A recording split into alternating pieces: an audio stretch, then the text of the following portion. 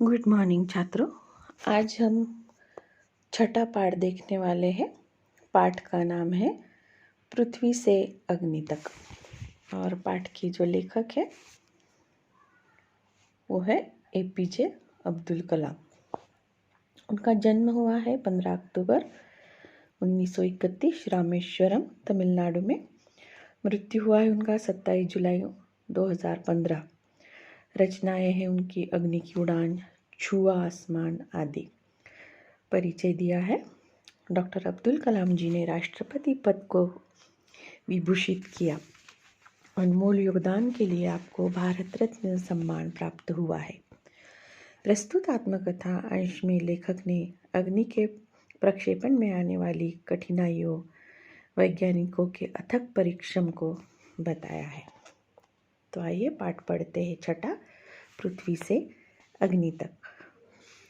बालासोर में अंतरिम परीक्षण का काम पूरा होने में अब भी कम से कम 1 साल की देरी थी। तो बालासोर एक गांव का नाम है और वहाँ पर काम चल रहा था पृथ्वी मिसाइल के ऊपर। तो वो काम अभी बाकी था, 1 साल की देरी थी। हमने पृथ्वी के प्रक्षेपण के लिए श्रीहरिकोटा अंतरिक्ष केंद्र में विशेष सुविधाएं स्थापित की। तो उन्होंने पृथ्वी प्रक्षेपण के लिए जो श्रीहरिकोटा अंतरिक्ष केंद्र है वहाँ पर विशेष सुविधाएं स्थापित की थी।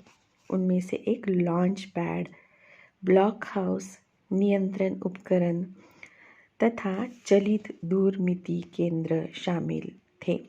चलित दूरमिति केंद्र यानी चलने वाला, ये एक सामान यहाँ से दूसरी जगह पर लेके जाने वाला यंत्र शामिल था। पृथ्वी उपग्रह को 25 फरवरी 1988 को सुबह 11:23 पर छोड़ा गया। तो पृथ्वी उपग्रह का प्रक्षेपण 25 फरवरी 1928 को सुबह 11:23 पर हुआ था। यह देश के रॉकेट विज्ञान के इतिहास में एक युगांतरकारी घटना थी। तो पृथ्वी का प्रक्षेपण ये विज्ञान के इतिहास में एक युग परिवर्तन कर देने वाली घटना थी। निर्देशित मिसाइलों के क्षेत्र में एक आत्मनिर्भर देश के रूप में उद्भव ने संसार के सभी विकसित देशों को विचलित कर दिया।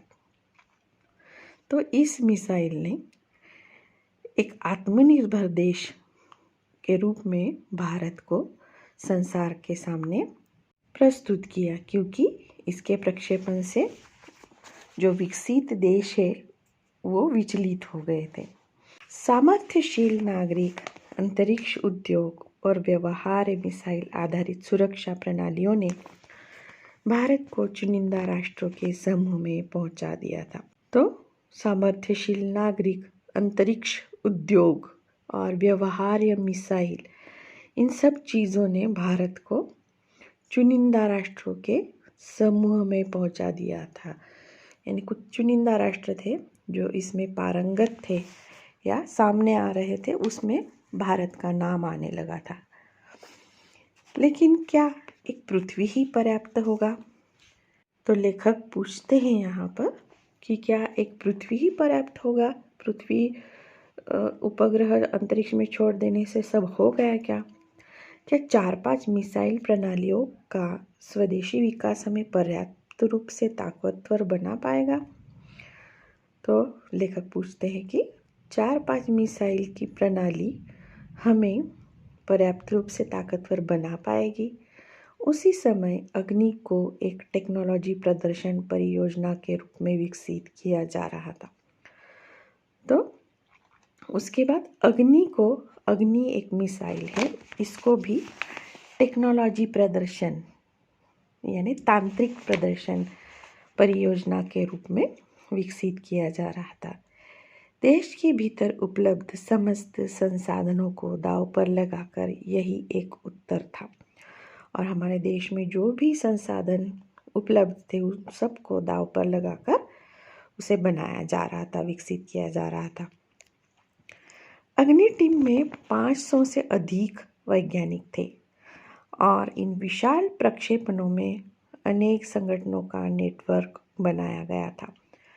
तो अग्नि जो मिसाइल था उसको बनाने की टीम में 500 से अधिक वैज्ञानिक थे और विशाल प्रक्षेपणों में अनेक संगठनों का नेटवर्क बनाया गया था।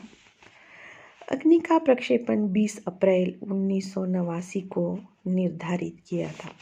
तो उसका भी तारीख यहाँ पर दिया गया है, 20 अप्रैल 1989। यह एक अभूतपूर्व अभ्यास होने जा रहा था और उसका प्रक्षेपण, अग्नि का प्रक्षेपण एक अभूतपूर्व अभ्यास होने जा रहा था। अंतरिक्ष प्रक्षेपण यान के विपरीत मिसाइल प्रक्षेपण में व्यापक स्तर पर सुरक्षा संबंधी खतरे शामिल होते हैं। तो लेखक यहाँ पर कहते हैं कि अंतरिक्ष प्रक्षेपण यान और मिसाइल प्रक्षेपण में अंतर होता है। मिसाइल प्रक्षेपण में व्यापक स्तर पर यानी बड़े स्तर पर सुरक्षा संबंधी खतरे शामिल होते हैं।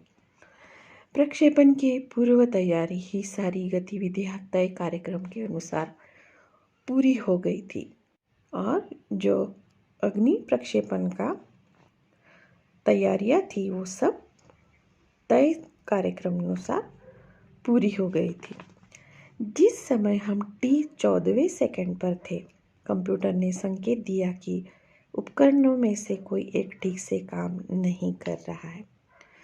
तो जब प्रक्षेपण की गतिविधि शुरू हुई तब 14वें सेकंड पर कंप्यूटर ने संकेत दिया कि कोई एक उपकरण ठीक से काम नहीं कर रहा है। उसे तुरंत सुधार लिया गया, पर उसे तुरंत ठीक कर लिया गया। इस बीच निचली रेंज केंद्र ने होल्ड के लिए कहा। इसका मतलब है कि निचली रेंज केंद्र ने रुकने के लिए कहा। होल्ड यानी रुकना। अगले कुछ सेकंडों में जगह जगह होल्ड की ज़रूरत पड़ गई और अगले ही कुछ सेकंड में सब जगह पर ये मैसेज आने लगा कि रुकना है प्रक्षेपण के लिए, अभी प्रक्षेपण नहीं कर सकते। हमें प्रक्षेपण स्थगित करना पड़ा और लेखक को यानी कि डॉक्टर APJ अब्दुल कलाम इन लोगों को प्रक्षेपण स्थगित करना पड़ा।